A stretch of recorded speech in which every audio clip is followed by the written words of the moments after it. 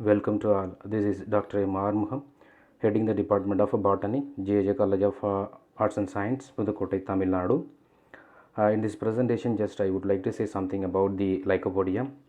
In this slide, we can see classification of Lycopodium. The Lycopodium is coming under the division Lycophyta, class Eclopsida, order Lycopodiales, family Lycopsidae, and genus Lycopodium.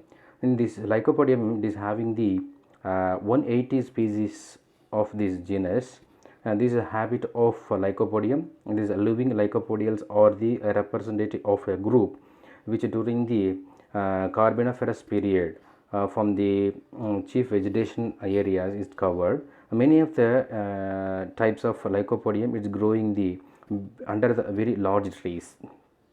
Then modern representatives are the small or herbaceous saprophytes.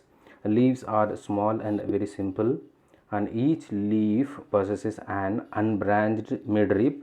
Leaves have no ligules, and also in the plant having the no leaf gap in this nodal region in the stela revolution. The saprophyte may have or may not have the restricted to the terminals. This we can see the illustrations. What is a ligule? The tropilis we can see, and branched and root of this Lycopodium we can see, and in the sap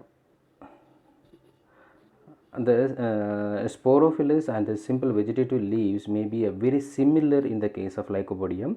They possess a homosporous sporangium, that is all the spores are the similar on one kind of appearance. The gametophytes are the wholly or partially substraneans, and the androgen remains embedded in the tissues of the prothallus and rhizoids of the five flagellates. And what about the distribution of this Lycopodium? The species of the Lycopodium are worldwide distributed. They are mainly found in the tropical as well as in the subtropical forest. In India, they are found in the hills of eastern Himalaya as well as the western Ghats also. The plants are the common known as called as the ground pines, glub mosses, and tiling the evergreens. Many species occur in the tropics as hanging epiphytes, example Lycopodium. The species are in this slide we can see the very most of the Lycopodiums are common species of the Lycopodium. The Lycopodium serenum, Lycopodium hemilotini, Lycopodium satanism, Lycopodium vitinea, like that. What about the sporophytic condition of the Lycopodium is it having the all species possesses small herbaceous or shrubby saprophytes, sporophytic in nature.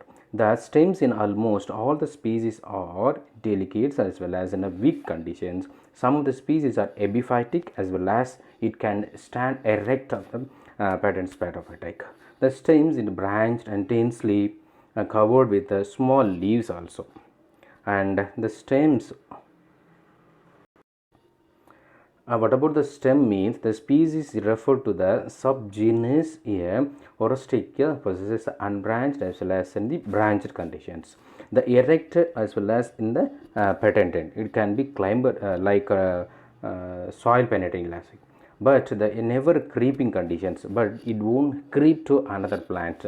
The subgenus include the species, for an example, Lycopodium salagico, Lycopodium lucidum, Lycopodium phlegmaria, and others you can see in climbering conditions. If the stem is branched and unbranching is always a dichotomous, usually the successive dichotomous are the found at angle to another, the species belonging to the subgenus also.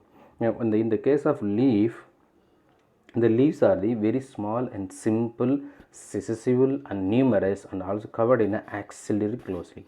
Typically, the leaves are the 2 to 10 millimeter long. Usually, the leaves are arranged in the closed spiral conditions, while in other cases they are arranged in a whorl manner, while in other cases it is in a vial manner. Then on some of the species we can found that arrangement as opposite venation, opposite pilotaxy also we can see. In other they are regularly or irregularly arranged. Usually the leaves are in a lacerate points. Then what about the roots of the plant? Means the roots are arises on the outside and still do not penetrate the cortical region of the stem at once. The roots turn down and penetrate the soft middle cortex, making the canals through it. Then the emerging only at the stem, the shed. Such roots are known as then cortical roots. We can see in cortical roots, and we can see in xylem and phloem. We can also arrange in the one by one manner. We can have the distinct endodermis also. And another slide we can see apical growth of the plant. The apical growth of the shoot takes place by means of an apical meristem, which consists of a group of apicals. In this image we can see in a shoot apical meristem in a top region, and we have the leaf primordia in the side portions also. In illustration, the original image as also we can take it, and also illustrations that hand drawn also we have see. The vegetative propagation of this sporophyte we can see in vegetative propagation the gametophyte, and the vegetative propagation in a juvenile stage of the sporophyte, and gemma produced from the cortical cells of the roots, and tubers developed at the apex of the roots. So this we can see in 4 types of vegetative propagation in the case of Lycopodium species. And spores, what about the spores? Mean the small spores about 0.03 to 0.05 millimeter in diameter of these spores. They are uniform in size. That's why we used to say that homosporous. This way Lycopodium is similar to most of the ferns as well as the equistems. The spores are the round and tetrahedral in shape. So we can see in Lycopodium strobile we can see the both male and female gametes also very similar in shape and size also. So it is called as homosporous. And the germination of the spores and development of the prothallus. The spores settle on the ground after their liberation from the sporangium from each germination to the prothallus. So we can see that we can each and every branches strobilus we can have the sporophylls. The sporophyll is covered the spores as that sporangium, and the sporangium will develop or which consists of the spores. Then what is the prothallus? Yeah, prothallus or the prothallum is usually the gametophytic stage in life of the fern or other pteridophytes.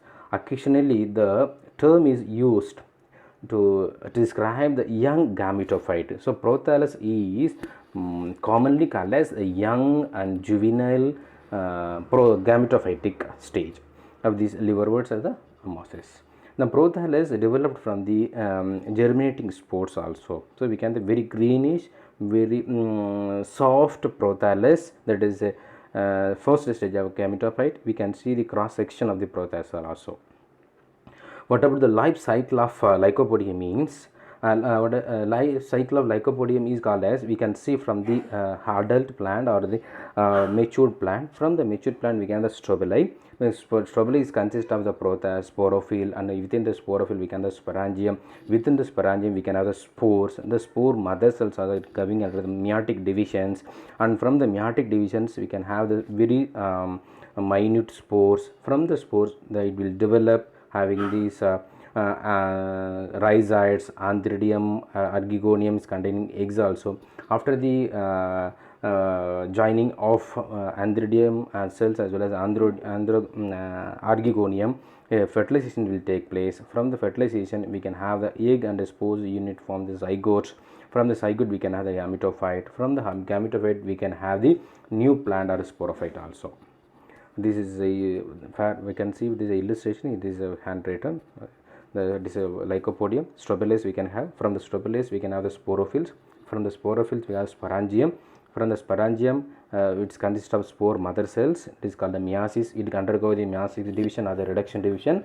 The spores will be produced. From the spores we can directly produce the oospores. From the oospores we can go to the embryo. From the embryo we can have the new prothalli, from prothalli to Lycopodium. And if spore is having the prothallus, its archegonium and antheridium will be developed. From the antheridium we can have the anthrazoids. Archegonium we can have the egg cells. Then we can have the oospores, the fertilization or fertilization. After the fertilization we can have the oospores. From the oospores we can have the embryo and Lycopodium. What are the economic importance of the Lycopodium means? Lycopodium herb has used as the traditional Australian medicines as the tea, or externally used as a compression of the treatment of disorders like locomotor system, skin, livers as well as file system also, and kidneys and urinary tracts also we can be used. Then Lycopodium powder is used to determine the molecular size of the oleic acids. Thank you for watching.